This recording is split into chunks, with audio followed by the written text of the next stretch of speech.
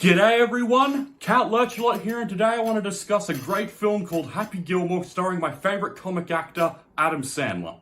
The movie begins with our main character named Happy giving a brief overview of his childhood. This includes his dream of being a pro hockey player and his family life. Well, his dad got hit in the head by a hockey puck which killed him, so then he went to live with his grandmother. Mother went off to Egypt because she couldn't handle the dad's obsession with hockey. She's never heard from again. He developed a short fuse, beat a kid over the head with a hammer because they stole his party streamer, but was quick to say sorry. He played junior hockey, set 2 records, most time in the penalty box, and was the only person to take off his skates and try to stab someone. Our story begins with him trying to get into the local hockey league, but sadly he's very terrible on skates and can't handle the puck. The only thing he's good at is shooting so hard that he literally smashes ice that I'm pretty sure would be reinforced to not shatter when hit by pucks. Extremely funny that it shatters. He gets rejected from the team, and then after doing something that should have landed him in prison for assault, he goes home only to be dumped by his girlfriend. He tries to win her back, but she rejects him, and then after traumatizing a poor boy who's listening in to the video comm thing, he has what I assume is a one-night stand with this elderly Asian lady. She was also listening in. He wakes up the next morning, gets a call from his grandma, goes to her house, finds out she hasn't paid taxes in over a decade, owes 270 grand to the IRS, after which he throws the person telling him this out the door because he hates him. Happy hates him because if he can't get the money together in 90 days, they're going to sell the house. He takes his grandmother to a nursing home where they meet an orderly played by Ben Stiller. We hate the orderly. He is a horrible, horrible man. Ben Stiller is brilliant in this role though. He's so good at playing the comedic bad guy at IEC Dodgeball. Later on, when the movers are playing with his grandfather's clubs, Happy discovers that he has a unique talent for golf. He can drive the ball 400 yards and ends up hitting a house 3 times, once smashing a window, once hitting the male homeowner, then hitting who I assume is the female homeowner. I think it's hilarious because of the timing, like they hit the window, holy shit, and then when they hit the man, he's like, you boys are gonna pay for that whip, but he's cut off just before he says window. The timing is absolutely brilliant. And Adam Sandler will go on to show this in further movies, and they bet on if Happy could do this, so Happy discovers that he can make money from this, so decides to go to a driving range and start hustling the people there. During this time, someone tells him he should join the tournament tomorrow and get on the pro tour, but Happy's like, no, but his drives catch the attention of the club pro, who wants to teach him how to play golf for free. Happy, of course, declines, because all he wants to do is play hockey and thinks playing golf is beneath him. He's a man called Chubbs Peterson who was going to be basically one of the best golfers of all time, but an alligator bit his hand off, pretty much preventing him from continuing golfing at a pro level. The hand is very weird to look at. It's made of wood and it's very obvious someone's holding it underneath, and Happy has a insensitive but at the same way understandable reaction. And after practicing with his hockey stick a bit more, he accidentally hits the hand off. In another instance of perfect comedic timing, the guy says, oh, it's made of wood, real sturdy, but then a truck immediately runs it over. Happy drives away, not wanting to do this, but then Chubbs point out he could make good money from golfing, so thinking about his grandmother, Happy drives back and agrees to join the tournament if it'll get him on the pro tour. He joins the tournament. After having a few embarrassing swings where he can't hit the ball, he manages to impress people with his long drive, which includes getting a hole-in-one on a par 4. So Happy struggles at first to make the leaderboard, but eventually he does narrowly win the tournament by following a line from Chubbs, which now leads to something my dad repeats every time we go on the golf course ourselves. Just tap it in. It isn't helpful for Happy at first because no matter how much he taps it, it's not going in.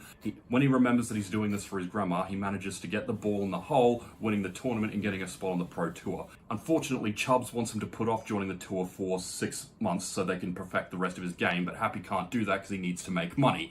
And this actually brings up my first probably real issue with this movie. If there had been better communication, Happy probably could have won the money a lot quicker. If he told Chubbs why he needed to play right now, maybe Chubbs could have gone on the tour with him, helped him develop the rest of his game, maybe even been his caddy, which is something I think could have been great. But one thing I want to mention before we get on the pro tour is during the tournament that would land him on the pro tour, we get introduced to our villain, Shooter McGavin, who is so arrogant, so petty, that it really comes out in Christopher McDonald's performance, and you just hate him so much. But that's what makes him such a good character, because we like a good hero, but we love a great villain, and this man definitely plays a great villain. We also get introduced to Virginia, who's the PR on the tournament and Happy's eventual love interest, and After all this is said and done, we finally get to the Pro Tour, where Happy meets all the other pro golfers who aren't really worth naming because they don't really come back to be interesting. During this cocktail party, Shooter tells Happy to meet them on the 9th green at 9 AM because it's a secret of the pros and dress nicely, but then Happy gets sprayed by sprinklers, and to his credit, he doesn't immediately get angry here, which is just kind of funny to see, because you can really see him holding it in. He goes to the PR lady wanting to beat the living piss out of Shooter, but she tells him not to because that'll just make her job harder, so he agrees not to. The tour finally begins. Happy finds out he's going to need his own caddy for it, so he hires a homeless man who tricked him out of $1 after cleaning his windshield. The homeless man doesn't say much, he more just stands around and, well, he's a homeless man, and he's pretty terrible at his job, and he's using his sock as the club covers. And Happy asks for a club, he does nothing. Happy takes a swing, he misses, says some fruity language, which upsets a lot of the people on the tour because that's not something you do in golf. But thankfully it does endear him to the common everyday man. And before we move on, the swearing also leads to a funny cameo by an actual golfer whose only real thing in the movie is to shake his head in embarrassment at Happy's antics. But it's very funny, and fun fact, this guy wouldn't have done the movie if he'd heard of all the potty mouth stuff, but he'll now be forever remembered for it. His name is Lee Trevino, and he's one of the all-time great golfers, and I'm guessing he didn't read the script before accepting his part in the movie. Although he's actually coming dead last in this tournament, Happy's drawn in a huge crowd due to his antics, and after another swearing fit at the head of the tour, played by this movie's director, who later went on to direct many Adam Sandler films, with this being his first, wants him off the tour, but Virginia says, no, this is exactly the type of golfer we need, and every man that people can relate to, and that's the thing, their phones have been ringing off the hook, their ratings are already up after the first day, so they agree to keep him on the tour, but only if he cleans up his act. And this leads to an altercation between Shooter and Happy in the bar, where Shooter's trying to trick him into leaving the tour, but Happy basically threatens him with violence. Fun fact, Christopher McDonald didn't think Shooter would be scared of Happy due to the height difference between them, but Adam Sandler finally convinced Christopher he would be because of Happy's violent temper. In fact, I think it's ironic this movie's called Happy Gilmore when he's actually a very violent man. But after Happy threatens him in the bar, Virginia comes in to break up the spat, and then Shooter says another line that I quote endlessly, "Stay out of my way, or you'll pay. Listen to what I say. How about I just go eat some hay? I can make things out of clay and lay by the bay. I just may. What do you say?" Virginia then tells Happy that if he doesn't clean up his act, he'll get kicked off the tour, which Happy says can't happen because he needs to make money. But Virginia points out, though, that he won't be able to make money unless he cleans up his act. So Happy agrees to, then tries to hit on her, but says, "Oh, I don't date golfers." "Oh, but I'm a hockey player." But she's like, "Just behave." So the tour continues. Happy finds out he's finally got some fans, including his old boss he accidentally shot in the head with a nail gun before. And this is another bit I feel is important, because although the boss doesn't play a big part in the movie, he's a very big supporter of Happy and later threatens Shooter on multiple occasions. And while most tall men were very lanky, this guy was an absolute beast. 7'2" and broad. You would have not wanted to fight him. Happy continues to play in the tournament, drawing in some very strange crowds that you would more normally see at a football, baseball, or hockey game. And I guess that's the biggest appeal to the movie, that Happy's playing a real reserved rich person sport and Happy's acting like a hockey player, so that does draw in the more everyday crowd. One very funny thing that happens on the tour, going back to Happy's old boss, he threatens Shooter and Shooter stupidly mouths him off, which again is stupid, mouthing off to a man a foot taller than you. During the tour, Happy continues to win prize money and he gets progressively better as the movie goes on, but he never wins first place, which is showing that he should have stayed back and perfected his game a bit more, but again, he needed money. One of the funniest things that happens on the tour, though, is that Happy hits a ball that gets eaten by an alligator, who he realizes is the same alligator that ate Chubbs' hand because it's missing an eye. I probably should have mentioned that earlier, that Chubbs ripped out one of the alligator's eyes, beats it up, no one seems to care because, well, I guess because it's an alligator. And having raised a lot of money, he tells his grandma that if he does well in the next 2 tournaments, they'll get the house back on time. He goes on a date with the PR lady, and he finally confesses why he's on the tour, to get his grandma's house back, and they also make a bet regarding the hockey goal. He actually gets humiliated, but she still agrees to give him a kiss. The next day on tour is a very important one. He's doing a pro-am with a celebrity, in this case Bob Barker, but there's a guy in the crowd who is just heckling him non-stop, and this brings up another problem I have. I would have just asked, can we get rid of this guy? I know I looked the other way with Happy's boss, but no, this guy I would have told to be kicked out. And having played so poorly, Bob Barker starts insulting him, leading between a fight between the two of them. I felt this scene was always played for jokes, considering Happy gets beat up by an old man, but this is actually how the fight would have gone in real life, because Bob Barker was a really skilled martial artist. He had black belts in like 2 disciplines and trained under Chuck Norris, so yeah.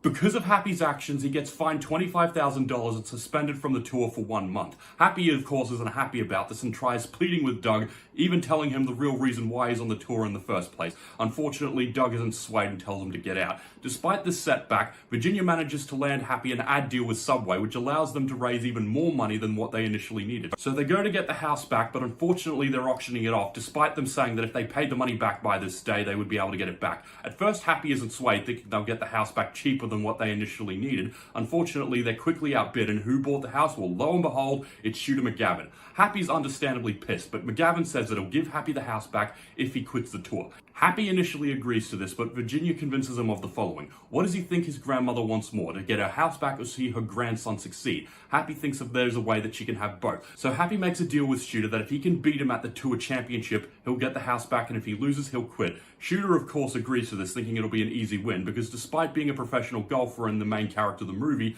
Happy hasn't won a single tournament throughout this entire movie. So yeah, it would seem like an easy win. Happy himself acknowledges this, so goes back to Chubbs, begs for forgiveness, and Chubb agrees to help him perfect the rest of his game. They go to a miniature golf course, and Happy is still struggling to putt properly, but thankfully, Happy eventually gets better, but is still having anger problems, taking it out on one particular clown hole. But eventually, they go to what I can only assume is the hardest putt hole in mini golf history, and Happy is able to sink it in a single shot after Chubbs convinces him to go to his happy place. All is good. Happy is confident that he can win the tournament. They go back to Happy's apartment, gifts are exchanged. Chubbs gives Happy a putter that has the head of a hockey stick, and Happy, although the gesture was nice, gives Chubbs the head of the alligator, but that scares Chubbs out a window, and he unfortunately dies. Happy is disheartened by this, but Virginia convinces him that he needs to keep fighting because it's what Chubbs would wanted. So the tournament begins, and all of Chubbs' training has paid off, as Happy is proving himself to be just as good of a golfer as Shooter is, and Shooter is very unhappy about this and feels he needs to do something to make sure Happy can't play the next day. Which leads me to something I should have mentioned before. That heckler who was annoying Happy during that Bob Barker game, he was hired by Shooter McGavin, so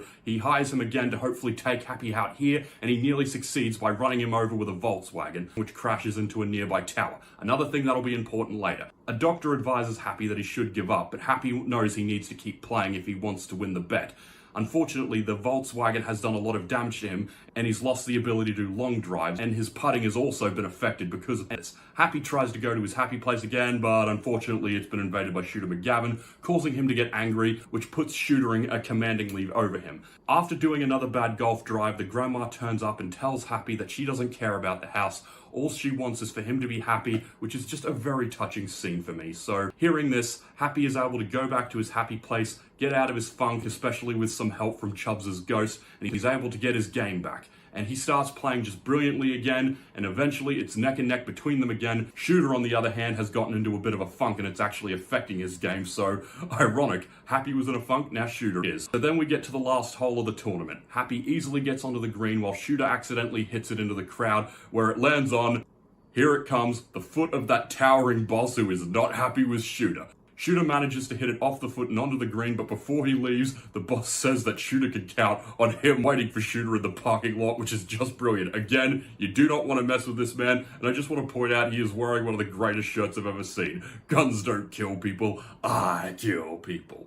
When on the green, Shooter manages to sink his putt with only one hit, and if Happy can sink his on only one hit, he'll win the game. Unfortunately, some fans climb the tower because they can't see, and the tower ends up landing in front of Happy and his ball. So there's a tower blocking this way. What can he do? Virginia suggests that they'll get it cleaned up and he'll finish tomorrow, but no, Shooter points out he needs to do it now. He has to play the ball as it lies. Virginia advises him to hit the ball around the tower and go to sudden death, but Happy's like, nah, I'll just beat him now, and putting his newfound skills on the miniature golf course to use, he does manage to sink the putt after one hilarious scene into the hole. He's won. Everyone's happy for him, except for Shooter, of course, and then Shooter does the most unsportsmanship thing I've ever seen in a movie. He actually full-on tries to steal Happy's jacket. Thankfully, Shooter gets his comeuppance as he faces a fate worse than death by being beat up by Happy's fans who are led by the menacing former boss. And this brings me to not really an issue I have with this movie, but just something I find ironic about the villain. If Shooter had just let well enough alone, Happy probably would have left the tour after he'd raised enough money, but no, he had to be petty because Happy was stealing his thunder, so he had to get him kicked off, humiliated, and all this. Again,